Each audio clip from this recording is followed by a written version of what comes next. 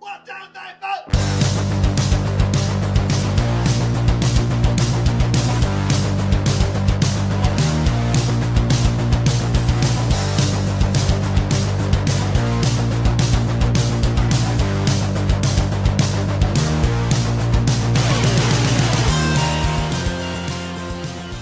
And hello there, all you Stay Tuners. Welcome back to another episode of Stay Tuned Sports. I could say it's episode 61 and all that lovely stuff, but it's our 1 year anniversary on the Podbean network. Thanks to you guys for sticking around and making us somewhat successful, I guess if you want to say it that. You know, I mean, obviously, we're not like no Kevin Smith or Joe Rogan, but we're hoping to get bigger and better this coming year with your guys' help. And as long as you guys keep on tuning it in, we're going to keep on signing in and giving you some good content, you know, some laughter, some serious talk. And unfortunately, Shoulders could not be here tonight. He has a baseball game he has to coach. And that's okay, you know, like we said from the very first episode of Stay Tuned Sports, that we're just a bunch of Joe Schmoes that work, you know, full-time jobs, have families. So this is kind of our getaway, in a way, you know, from all the stress of everyday, you know, life type stuff. But enough of that. If you guys could head over to Twitter if you haven't already, follow my personal Twitter at Jimbo ST Sports. You can follow the show there at ST Sports Podcast. Just in the past month or so, we started up a new YouTube channel. Head over there, subscribe there. We have a t-shirt on Teespring. Nothing great, just kind of I got it into an idea of my head. Just let's throw something out there, see how I could design something for Teespring. But we do have some new logos coming, hopefully. Give a couple different ideas as far as t-shirts or mugs, or there's a bunch of things you could buy on there that we're eventually going to build up. So if you guys want to buy merchandise, that'll be on there. Some platforms that you could listen to us is iTunes, Spotify, TuneIn, you know, all the major ones. So this show though is going to be mostly baseball talk. A couple things happened this past week. There was the 300th no hit in Major League Baseball in history, which I thought, man, that's a big number. You know, why so? You know, why is this such a big thing? But then if you really think about it, for how long baseball's been around, that's actually kind of a small number. At least I think, you know. And then we're also going to talk about, now this has been a topic that's been kind of hot for a couple weeks now, is are bat flips okay in baseball? You know, you have Jose Bautista always doing it, and now there's this new up-and-comer Tim Anderson, I believe for the White Sox, is starting to garner some news about how he does things. And big news for the XFL, Vince McMahon's football league, signed a TV deal with ABC and Fox. We'll get into that later in the show as well. But like I said, 300th no-hitter was this past week by the Oakland Athletics pitcher. I forget the guy's name now. I feel bad. I mean, we're talking about it now. But the article that I looked up on ESPN, it actually kind of broke down some stats of different type of things. Like the first ever no-hitter was back in 1876. Now you think about, it's 2019, about 150 years later, and we just now hit our 300th no-hitter. That's almost like 2-3 no-hitters a year on average.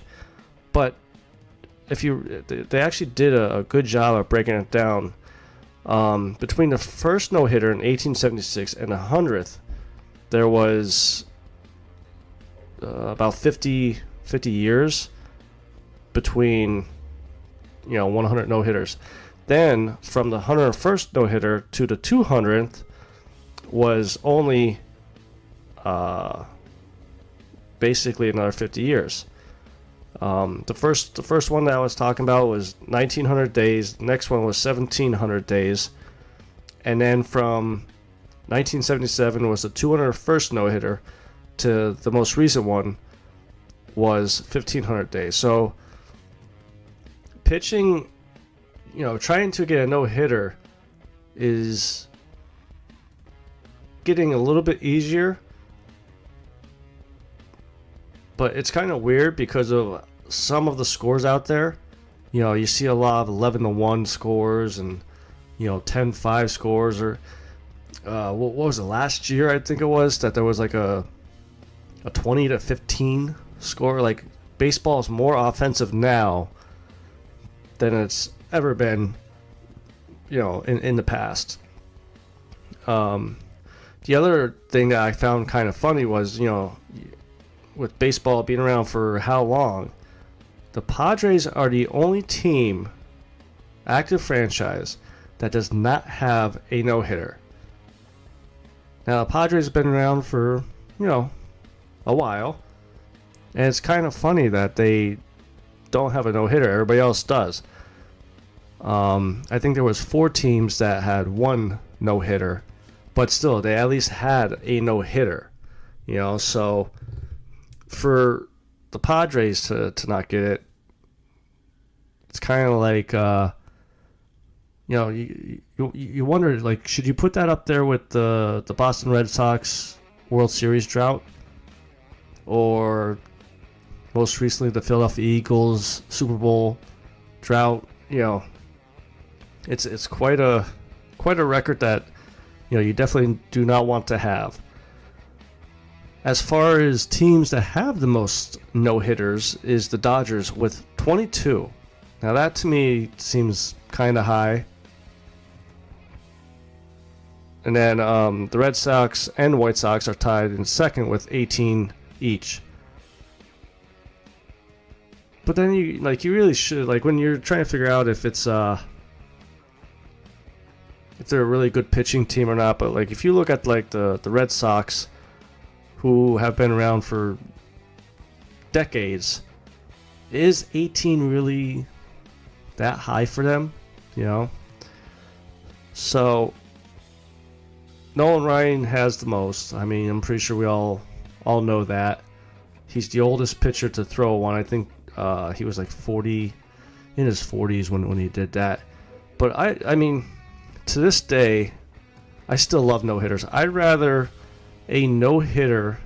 I think the no-hitter is more enjoyable to watch and more suspenseful than can a batter get a cycle, which, for any sports fans that really aren't into baseball, whatever, that's 4 hits, which would be a single, double, triple, and a home run.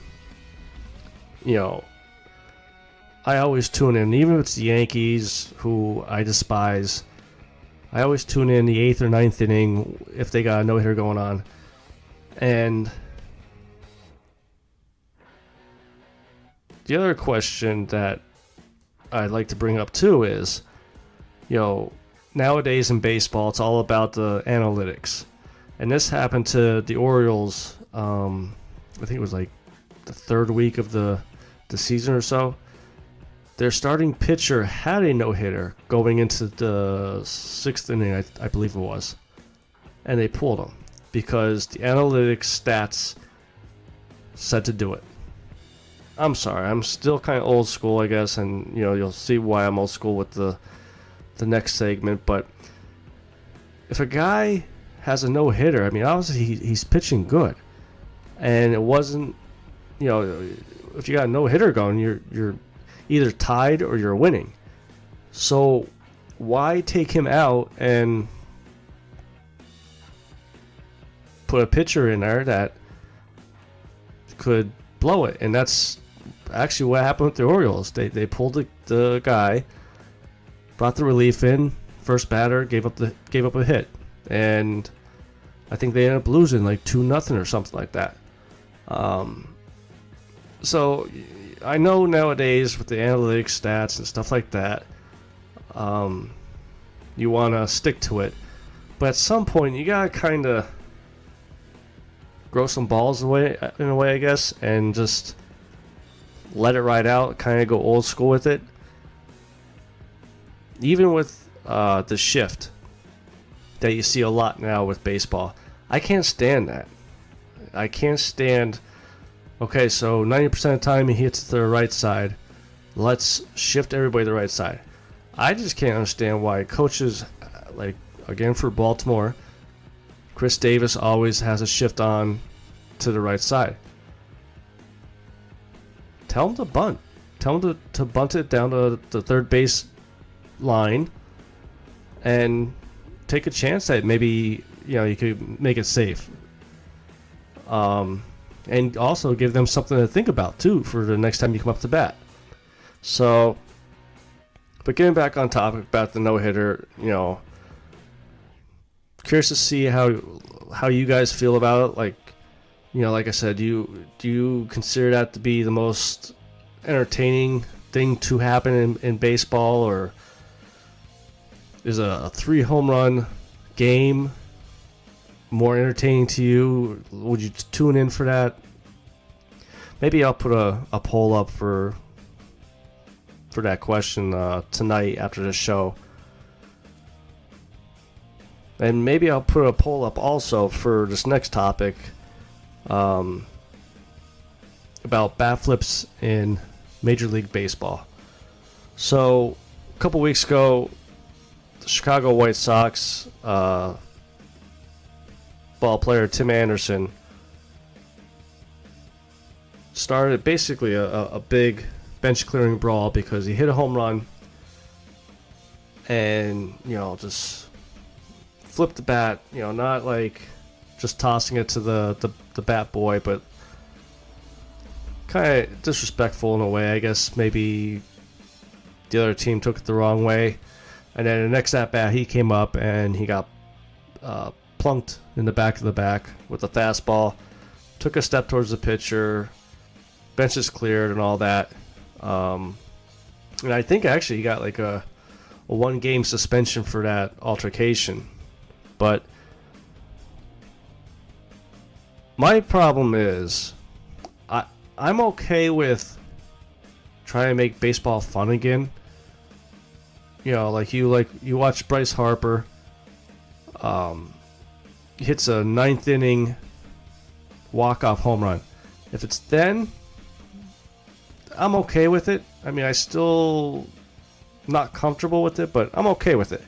But if you're doing it after every home run, if I'm the coach, I'm putting my crappiest player on the mound and tell him, listen, throw as hard as you can at that guy. It's just something that doesn't need to be in baseball. Okay, yeah, you launched a home run, you got a good home run. Leave it at that. Round the bases. What what's next? You're gonna flip the bat and then street dance all the way down first base line all the way to home? Like, at what point do you say enough is enough? This is too far. And even Anderson said if there was a unwritten rule, he was unaware of it, which everybody kind of has known that there was a unwritten rule about bat flipping, and some of his comments with this whole situation kind of rubbed me the wrong way also. One of his statements he said was, I kind of feel like today's Jackie Robinson. That's huge to say, but it's cool, man, because he just changed the game, and I feel like I'm getting to a point to where I need to change the game. So obviously he took some criticism with that, because Jackie Robinson, one of the greatest ball players ever to play, broke the color barrier for baseball. And you got this Yahoo trying to compare himself to. So, next day or so, they asked Anderson if he could elaborate what he meant by that statement. And he basically backpedaled, tried to soften the blow, I guess, in a way for the criticism. And he said, when I said it, I was saying it in a jokingly way. I had said that Jackie Robinson broke the color barrier. I was saying that I feel like Jackie Robinson, I need to break the fun barrier. Well, you know what, dude? Like, you said that your teammates know how you are and this and that. But your teammates are behind doors. So, we see you out there bat flipping and maybe coming across as disrespectful with that type of stuff, or being edgy playing the game. Well, that's the persona you're giving fans and kids and stuff like that. Now, he did say as far as kids and with the bat flips, he said, I like to go out and play with a lot of passion because that's fun, and I think that draws attention to the fans and the kids. The kids love it. I'm on deck now. I get from the fans, hey, do the bat flip. So it's cool stuff. It's all fun stuff. It's nothing disrespecting anybody, but I think it's part of the game, or it should be. Again, I'm kind of old school. Even when it comes to football, I like some of the dances, but I still like the Barry Sanders runs an 80-yard touchdown, walks over to the ref, and hands him the ball. You don't see him doing, the electric slide or dunking over the field goal post. It's just, you're supposed to be a role model, and when you're making statements like that do come across like you're comparing yourself to Jackie Robinson for what he did compared to what you're trying to do, one is two totally different things, and not even close to each situation. One was a very serious situation that was going on at that time with racism and things like that. And for him to do what he did was amazing. Plus, the movie about him, I love that movie. That was an awesome movie, 42. I love how Major League Baseball also does the Jackie Robinson Day once a year, that every player wears the number 42. It's a nice little show of respect towards one of the greatest. And I hope this kid, he's a good ball player, but I just hope he doesn't go too far to be eccentric. And, only time will tell about that, if he's going to be over the top. He kind of already is, but, it is what it is. Now,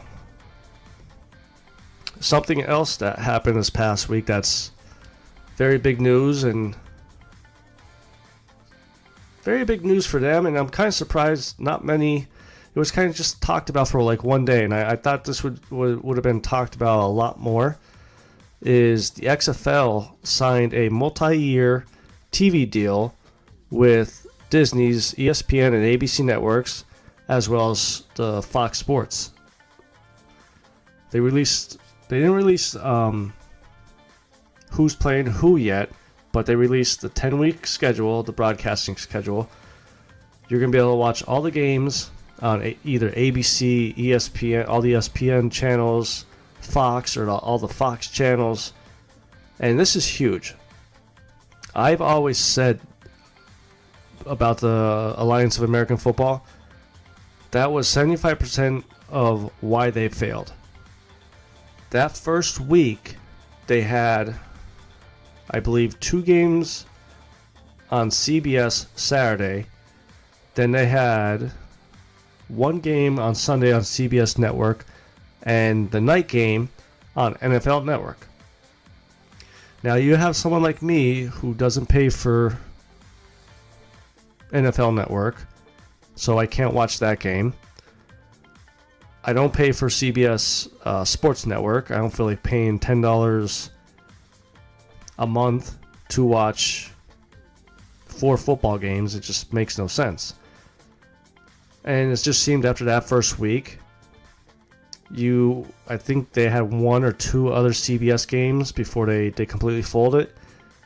So they didn't give any of the fans a chance to really get connected to the teams,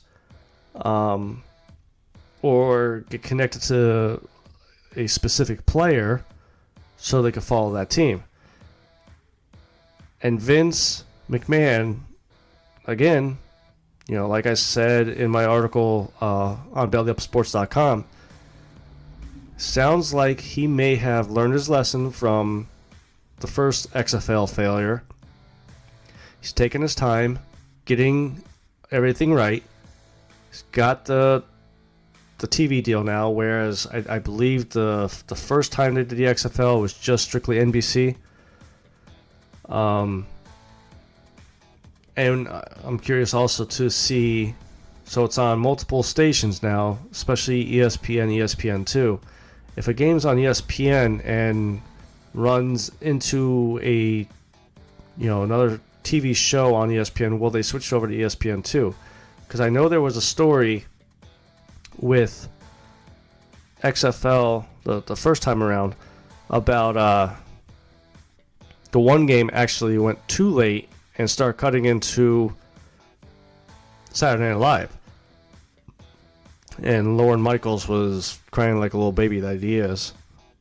Saturday Night Live hasn't been funny since, Jesus, Will Ferrell maybe?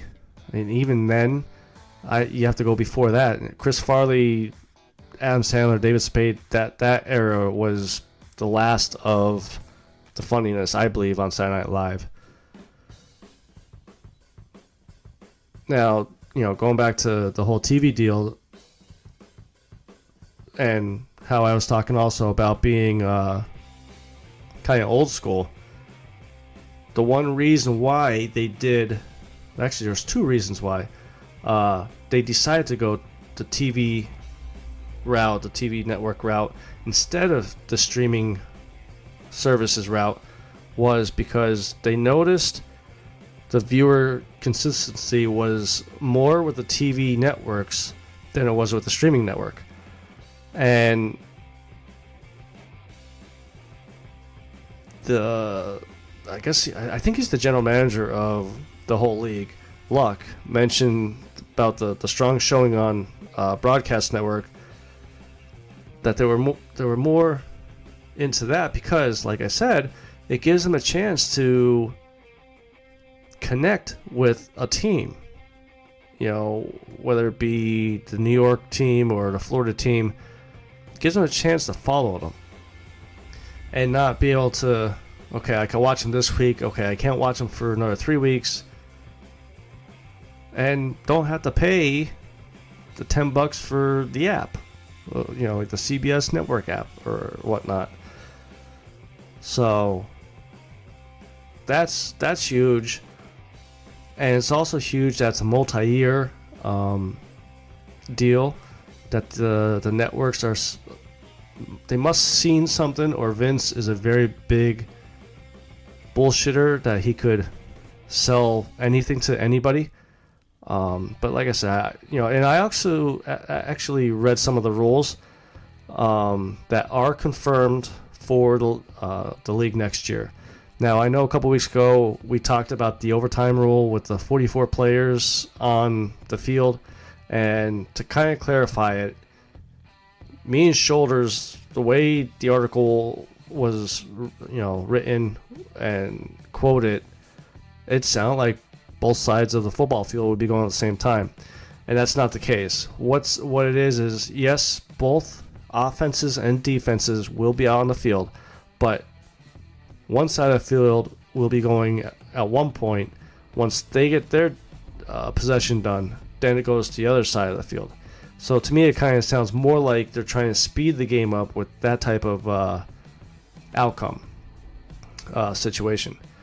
So there is still some rules that they're keeping from the XFL. There's no more coffin corners for the punters. They have to keep it inbounds. I believe if they kick it out of bounds within the 10-yard line or whatever, it's a penalty. Kickoff wise, players aren't allowed to start running until the kick returner catches the ball. They're still doing the 5-yard halo around punt returners to be able to catch the ball. So some of the rules, just like the Alliance of American Football, they're trying something different compared to the NFL. And, who knows? It may work. And there may be some rules that the NFL may adopt. I know that they were looking at the onside kick play to replace the onside kicks for the NFL. That didn't get passed yet, but also another thing was the NFL has an agreement with the NCAA that no player can enter the draft or get signed by the NFL team until they're 3 years out of high school. With the XFL, they don't have an agreement with the NCAA, so you could come right out of high school and go right to the XFL and start making money and play the game that you love playing. Contract-wise, it's like a 4-tier contract. If you want to give one player a franchise contract, then he gets loyalty bonuses. Like it sounds interesting, so I'm curious to see how it's going to go for them. I'm hoping, like I was hoping with AAF, I hope it works out, because I love football. If I could watch football year round, I know my fiance will hate it, but I'm hoping it works out so I could get attached to a team. Hopefully Philly could get a team. I know New York is the closest one, I believe, and I will not root for them. Screw them. Hate all New York teams. I like you New York guys, though, but hate your teams. Sorry. So I believe that's going to be it for this week. Like I said, guys, this was our 1-year anniversary show. I appreciate you guys tuning in every week, responding to any of the polls that we do on Twitter or Facebook, and following us on Twitter. If you guys weren't there, we probably would have just gave up by now and just went on about our business. But we see you guys like to tune in. We're hoping to get some new logos shortly, so we could get some new t-shirts that are on Teespring. Get some live videos for YouTube soon. So there is still a lot of things in the pipeline that we're working on to put better content out there for you guys. So with that being said, before I go, head over to Twitter, follow my personal account at Jimbo ST Sports. Follow Shoulders at Shoulders_bro. Follow the show at ST Sports Podcast. Head over to bellyupsports.com. Look up some of my articles. Read them. Send me some comments. And then also check out the other guys' articles too, because some of them are pretty cool. Pretty funny also. It's not like a ESPN, but you definitely like it. So until next week, this is your good friend Jimbo, signing out.